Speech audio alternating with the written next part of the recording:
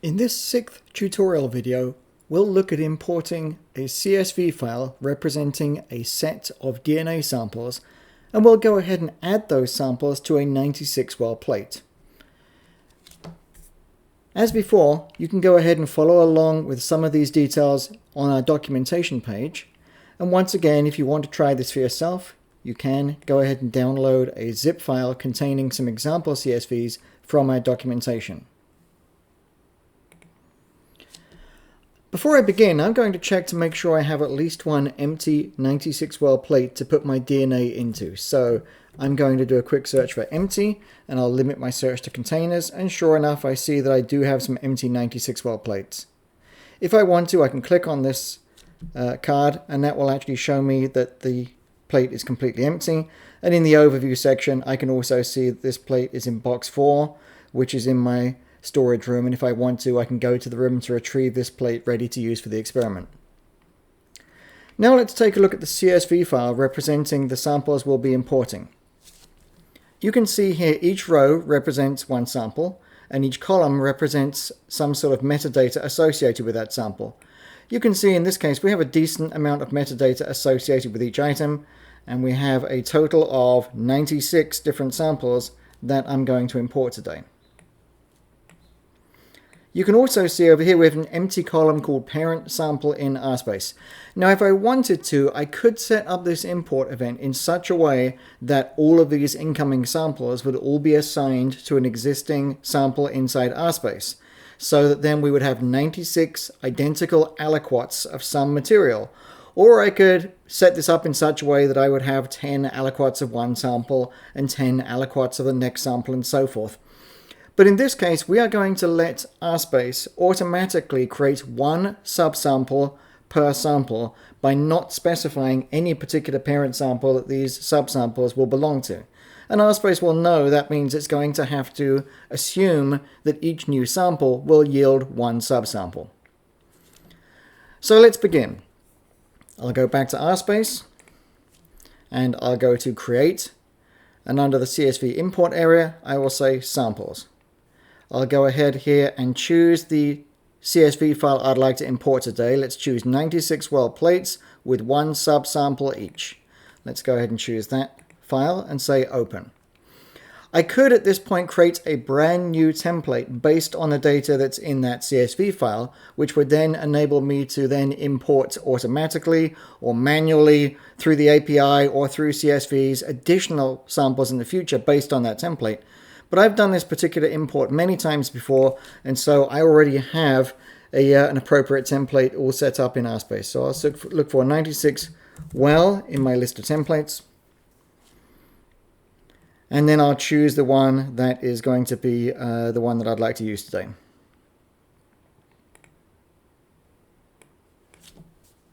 That is not the sample I'm looking for.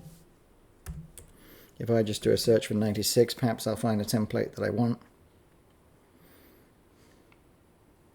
Here we go. So let's go ahead and pick this one here where it says 96 well plate DNA samples, one subsample each. And when I do that, any errors that were down in the section below are cleared out. And we can see here, in fact, that now as long as I've chosen the right template, when RSpace compares the columns in the CSV file with the fields it expects to make inside RSpace, you can see that there are no errors here and everything looks like it's in good order, and the system is telling me that it's ready to import these if I want to. So I'll go ahead and click Import Samples, and that's now going to create all 96 samples for me, each one with one subsample. I can go to my bench to verify that's been created, and I can switch from Card View back into List View to see the Imported Items folder. Within that folder, there are going to be 96 new subsamples, each one coming from a single sample. I can go ahead now and say I'd like to select all of these in the Details panel, and now here I can see all 96 of my samples. If I want to, I could go ahead and examine one. Let's go ahead and click on one subsample here. I can see the name that it's been given, I can see its quantity, and if I want to, I can look at the parent sample that's been generated. I can see the metadata associated with that sample. And here in particular, we can see the metadata that's been pulled from the CSV file based on the columns that you see here. So we have things like lab project number, cost center, pool name, species, and run type. And if we go ahead and look at the sample inside RSpace, we will see that we have those same custom fields. Lab project number, cost center, pool name, species, etc. Alright, so let's go back to my bench again and take another look at the list of all the things that we just imported. So currently, these 96 subsamples are sitting in a virtual container on my bench. They have no real location. What I'm going to do now is move these to an empty 96 well plate. And I can deposit them into that 96 well plate in a particular order, left to right, top to bottom.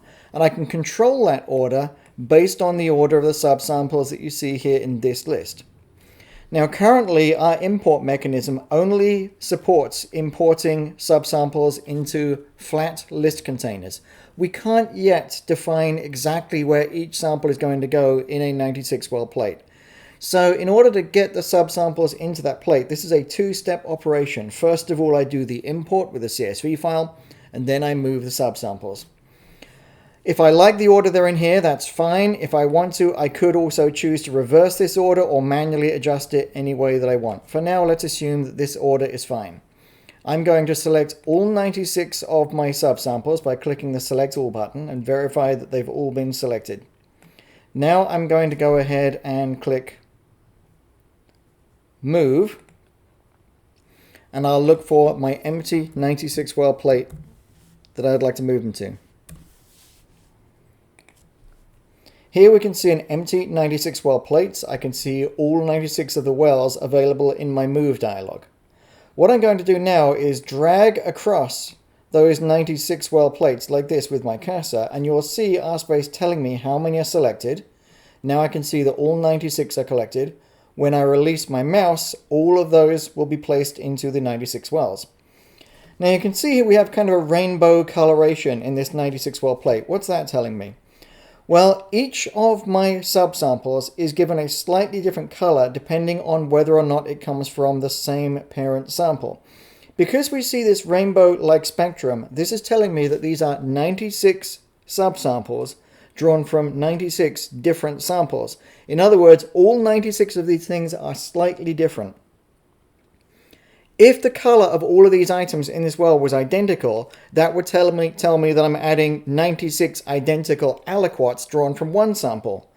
Or if the color was arranged in blocks where several rows were green and a few rows were blue and a few more rows were red, that would tell me that I can group together my subsamples based on their parent sample using color. So I can see exactly how they've been arranged in that plate with just a single glance.